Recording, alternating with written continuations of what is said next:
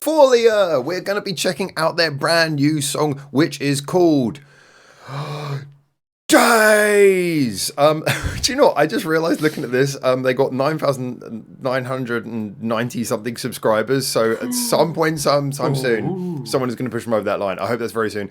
This video came out a couple of hours ago. You were catching some rest, but I thought I'm going to hang on. But yeah, I am a big FAULIEU fan, as a lot of you guys know. And do you know what? Actually, I found out recently, because their name is obviously French. FAULIEU. Well, I'm guessing it is. FAULIEU. Well, I found out, I was looking at the katakana. I think it's actually supposed to be pronounced FAULIEU. FAULIEU? I don't know. I don't speak French. I don't know. I've done a couple of reactions of them on my channel, and I butcher the name every single time. I swear, I've called them something different every video. So. I didn't come to Japan to speak French, all right? FAULIEU. FAULIEU. But this song's called Days, which is a nice, simple English. Days is in units of time rather than inner days. I'm looking forward to this though. It looks bright, it looks colourful. As I've mentioned, ever since they were fantastic back when they were FAULIEU, before they had to have the name change and everything. They were fantastic even after that change. But I feel like ever since Amuse have picked them up, I feel like Amuse have just given them a bit of a lease of life. Like there's the confidence just to go out there and do what they want to do, and maybe a little bit of guidance to push them in a direction, because it seems like their whole presentation, their music videos, everything's got a little bit more zest, a little bit more punch, and yet the same FAULIEU quality is still at the center of it. As always, FAULIEU. Sorry, FAULIEU. I'm going to need to get someone to tell me how to. Obviously, love all the members. I mean, they've always had really great rhythm behind their songs. You know, Kanako obviously does solo vocal work. She's brilliant. I think very underrated. Kaho's getting a lot of respect for her guitar work as well. Just such an amazing guitarist. And Ayano, very underrated, superb bassist. So this is a super talented band who do pop rock, and they're legends within Tokyo. But I feel this might be, we might be entering an age where finally they're going to get a little bit of wider respect. Let's see. Anyway, this is a new song. It's called Days. And hopefully by the time this comes out, you guys will have pushed them over 10,000 subscribers. Let's go. You ready? Yeah, let's go. I've set all the speakers up. I'm hoping sound comes out. Let's go. Had me on edge for a second there.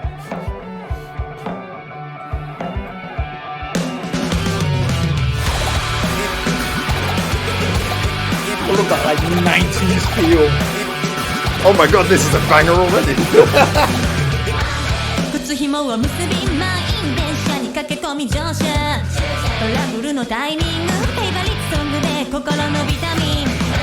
Oh, that is immediately infectious.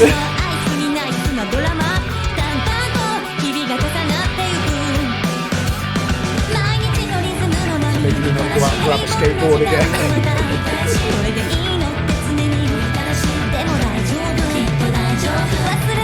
I love how they're kind of reintroducing the band as well. It feels almost like a reintroduction. Come on, catchy chorus.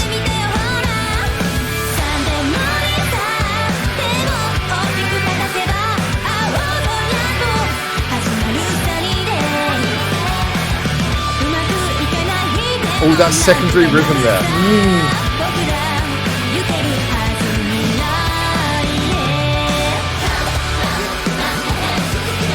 Oh, and the post-chorus as well. This is definitely a crowd pleaser. Chinchilla.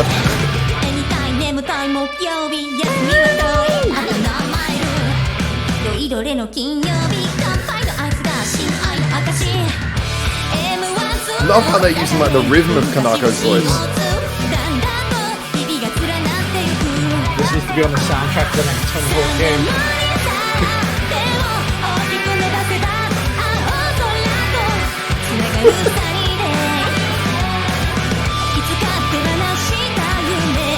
That's an audience.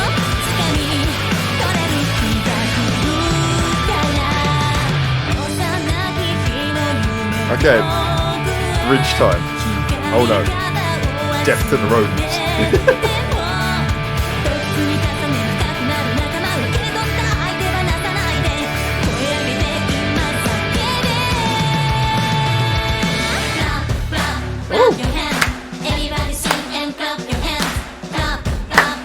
I guess this was kind of obviously where it was going to go, but I still love that.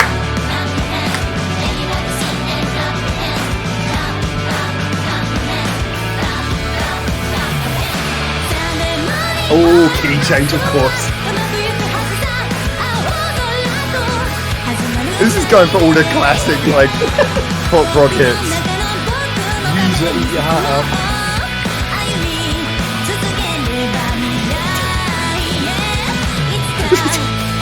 Smash without even any contact.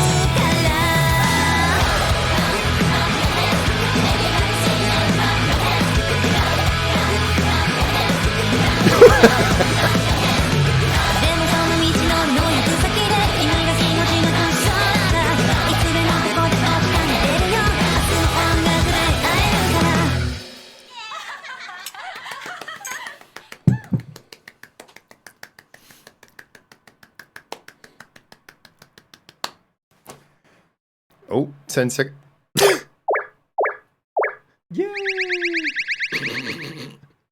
Why the hell not? End. There we go. End. Wow. Do you know, there's so much to be said about this.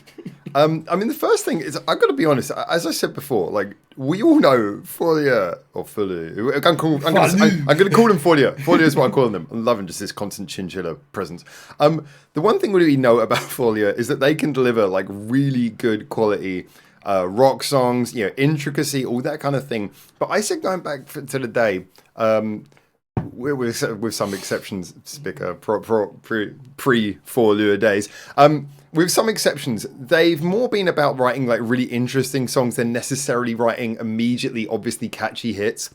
And yet I can't help but feel like their singles recently have felt much more like singles. Like they feel much more like these are the sorts of songs where, you know, usually if you play like FAULIEU's music to someone, you'd be like, oh, you kind of got to listen to the whole like EP to really get it. Whereas I get the feeling like you could just play them like one song like this and they'll be like, oh, I kind of want to hear more. Like they've got this strength for doing these catchy, really engaging songs has really turned up recently. It's got me super excited because if they're putting out this kind of thing at the front end and then those more intricate songs in between these, then this is really the full complete package that we want them to be. But to be a full complete package, you need to be able to nail these kind of just crowd pleasing singles. And boy, oh boy, I just felt this was such a crowd pleaser. Like everything about it, chorus, catchy, multiple phases to the rhythm. Starts with the big melody and then goes a bit more rhythmic after that. And then you've got like the clap, clap, clap your hands. You've got all these kind of things, you know, the very sort of like stomp along, like you say, Weezer style, almost Beverly Hills style kind of like stomping refrain on the guitar. Everything about this was, every second of it was engaging and the video backed that up as well. But yeah, what did you think, man? Oh man, this took me back. This felt like a blast from the past to me for some strange reason. It felt like a 2000 song. I could feel you missing your fringe. Yeah, I was, man. No, this took me back to the days where like Bam Margera and Ryan Dunn were still at the height of their powers. Everybody was listening to him. Who? Oh, Jesus, I forget you didn't live until like you just suddenly. I materialized age 30. Yeah, I forget you had no childhood. You know, everybody's still listening to him and freaking everybody's drinking Mountain Dew and like it's all a good time. Like Mountain Dew? Are you sure you didn't grow up in America? What? I was on a base. I wasn't lived in an army base. So yeah, well, we had Americans and stuff. So, yeah. Oh really? Okay. Maybe okay. Okay, I'm learning about you as well. All right, so you grew up. This took you back to your time in the military base. Yeah, this took me back to that time where like I said, playing Tony Hawk's Pro Skater or whatever. Skating between the typhoons. Yeah, exactly, man. Radical. Yeah, I miss my emo French. It sounds like the beginning of an anime. You know, your family is stationed on a military base. Your father's like this sort of buttoned-up military man, but he's got this one kid who doesn't fit in, and he's always skateboarding through all of the military meetings. Yeah, it's like, oh god. Anyway, please let's continue. So I like that this song felt like, again, it felt Weezer, Blink-esque. But with like modernized as well. I like how it's not just like a throwback sound, but it's a throwback sound that feels like it's had an evolution. It feels like it's taken that next step. It doesn't feel out of place in 2025 or throughout like the early 2000s. I love the constant backwards and forwards because this could have easily fallen into the trap of having that kind of like throwback sound and not doing anything with it. But what I love with this one is it has that throwback sound, but it still gives you that modern day twist to it. The intricate bridge, the way that the chorus comes in, the key change as well. Like everything's there. You can tell it's built, but it's just a really fun song. I think what's interesting is that I agree with you that it's easy to reference like the Western reference going back to like the early 2000s to listen to sort of similar, almost skater punk-esque songs, but you know, those sort of pop rock songs that had this kind of vibe, which were prevalent in the late 90s and to a certain degree the early 2000s. I think one of the things that's interesting though is that when I hear this, although I get that, I don't really think so much of that, but because this particular style of song, although it evolved out of that, I feel like this is a kind of song that almost every Japanese band for the last 25 years has to have at least one of these. Yeah. And look, Fleur Fleur had kind of one of these, but that's a different band. That's a different band. Might be all the same people. It's a different band. I'm glad Dave now got one. This new band for you. This is just a really fun song. It is nice though because although a lot of the techniques are familiar, certain bands doing something fun like this kind of suits them. Suits certain bands. And as I said before, the thing about FAULIEU is that we all know just how good they are as musicians. You know, they have got the musicianship thing down, but obviously they've got a love for slightly more accessible kinds of music, which I think is great. And so when I hear this, I kind of feel like this is nice. That like they got nothing to prove, so it's just nice hearing them do this because when they do this kind of song, you can see they understand every little technique and it's been structured well. I mean, that key change, like the old Eurovision style key change, it's so obvious, but the way they put it in just there, I was like, touche, touche. And you've got like the use of the refrain, the clap your hands bit, the way the chorus was structured, everything sounded well. I mean, as I would say about bands like this who are super talented, when they do a song that on the surface looks simple, what they're really doing is what I would call a song that is effortless. It's like it feels to the listener like it's very simple, but if you really look under the hood, there's all kinds of, under the bonnet, sorry, there's all kinds of techniques and things being used and all kinds of like little clever writing, ones we've heard before, but they're maximizing this sound. They're doing, okay, we're going to do a happy pop rock song. We're going to use every trick in the book to make it work. And I love the fact the video plays over that as well. You've got the cartoony thing. You've got their like Power Rangers tracksuits. Yeah, the girls really play into this. And I feel like if you're going to do this type of song with it, like it needs to be funny. It needs Can I just say, you're from Liverpool and they're wearing tracksuits. Is that cultural appropriation?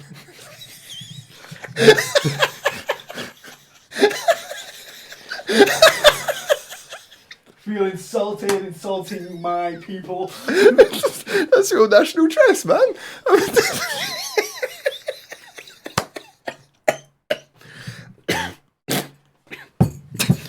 I hope you choke. It's happening. Please continue.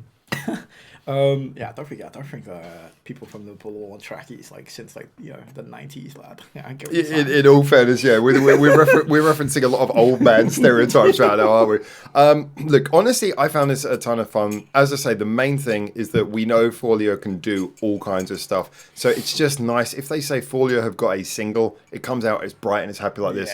Great, because they got nothing to prove, and so doing a fun, happy single. They have earned the frickin' right, and they did it well. Yeah, they did it. It didn't feel like it just was phoned in. That felt like a really good, fun song. Really good, well thought out, concise song. What I like about this as well is like, without knowing the context of like the band, if you come in as a complete newcomer and just come and hear this song, it's fun and upbeat enough and catchy enough that I think this is the type of song that if you heard it for the first time, you'd be like, "Whoa, who's this?"